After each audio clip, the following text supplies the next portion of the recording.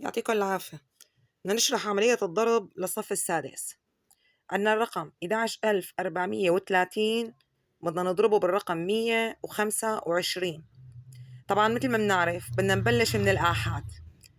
وين الآحاد؟ هون 5. بدنا نضرب الخمسة بكل شي في فوق. بدنا نضربها بالصفر، بالثلاثة، بالأربعة، بالواحد وبالواحد. بنبلش من الآحاد. 5 ضرب صفر، من تحت ببلش. 5 ضرب صفر، صفر. 5 ضرب 3، 5 ضرب 3 15. بكتب 5 بحط باليد 1. 5 ضرب 4 20، بجمع معه اللي باليد، جمع وواحد بصيروا 21. بعيد. 5 ضرب 4 20 زائد 1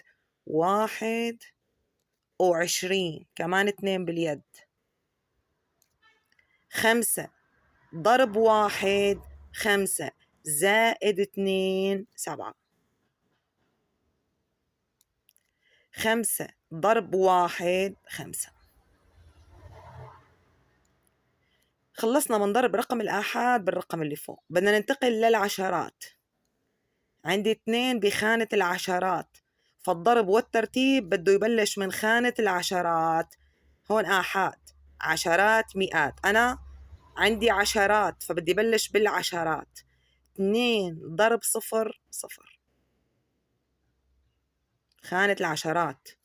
2 ضرب 3 6. طبعا هدول تابعين لفوق بشطبن فورا. 2 ضرب 4 8. 2 ضرب 1 2، خليهم تحت بعضين وبتهتم بالترتيب. 2 ضرب 1 2. منعيد، نحن بخانة العشرات. 2 2 ضرب 0، نبلش من خانة العشرات. تاني وحدة 0. 2 ضرب 3 6. 2 ضرب 4 8. 2 ضرب 1 2. 2 ضرب 1 2. صرنا بخانة المئات. منبلش من المئات. خانة المئات بالمئات، خانة العشرات بالعشرات، آحاد آحاد. 1 ضرب 0 0. 1 ضرب 3 3. 1 ضرب 4 4. أي عدد بضربه بواحد بيطلع العدد نفسه. 1 ضرب 1 1. 1 ضرب 1 1. ضربنا 125 بالرقم 11430 الكل. هلا شو بدي أعمل؟ هلا بدي أجمع. حط خط، بجمع اللي تحت بعضين. 0 ما في تحته شيء، 0. 5 زائد 0 5. 6 زائد 1 7 زائد 0 7. أي عدد بجمعه مع الصفر بيطلع العدد نفسه.